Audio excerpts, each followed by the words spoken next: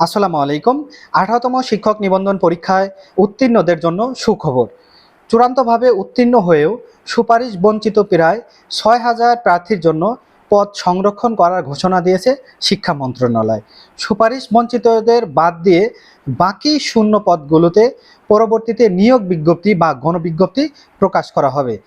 এ সম্পর্কে বিস্তারিত আপনাদেরকে বলতেছি যে 18তম শিক্ষক নিবন্ধন পরীক্ষায় চূড়ান্তভাবে উত্তীর্ণ হয়েও যারা কোনো প্রতিষ্ঠানে সুপারিশ পাননি বা যোগদান করেননি তাদের জন্য প্রায় ৬,০০০ পদ আলাদা করে সংরক্ষণ করা হবে।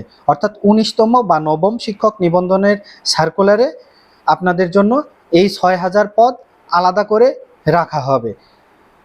সুপারিশ পাননি এমন প্রার্থীদের পদগুলো ফাঁকা রেখেই যে ৭৭তম শিক্ষক নিবন্ধনের তথ্য সংগ্রহ করা হয়েছে, সেখানে আপনাদের জন্য যে এই যে ৬,০০০ পদ সংরক্ষণ করার ঘোষণা দিয়েছেন আমাদের মাননীয় শিক্ষামন্ত্রী।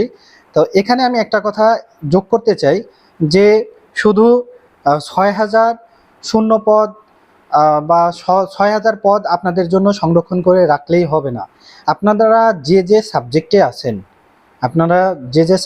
আছেন, বিশেষ করে সাবজেক্টের বিষয়ের জন্যই কিন্তু আপনারা চূড়ান্তভাবে সুপারিশ পাননি।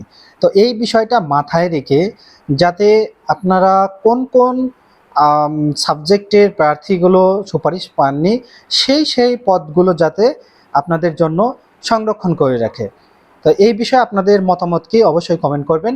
আরেকটি বিষয় হচ্ছে যে অনেকেই এখানে দ্বিমত পোষণ করবে যে আপনাদের জন্য যদি এখানে আপনাদের সাবজেক্টের শূন্য পদ যদি সংরক্ষণ করে রাখা হয় তাহলে হয়তো নবম শিক্ষক নিবন্ধনের পদ সংখ্যা কমে যেতে পারে। তো এই বিষয়টি কিন্তু খোলাখুলিভাবে ক্লিয়ার করেনি যে আসলে কিভাবে শূন্য পদগুলো রাখবে। তবে আমার যেটা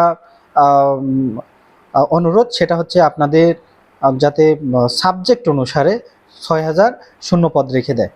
তো আপনাদের যদি কোনো কিছু মন্তব্য থাকে তাহলে অবশ্যই কমেন্ট করবেন।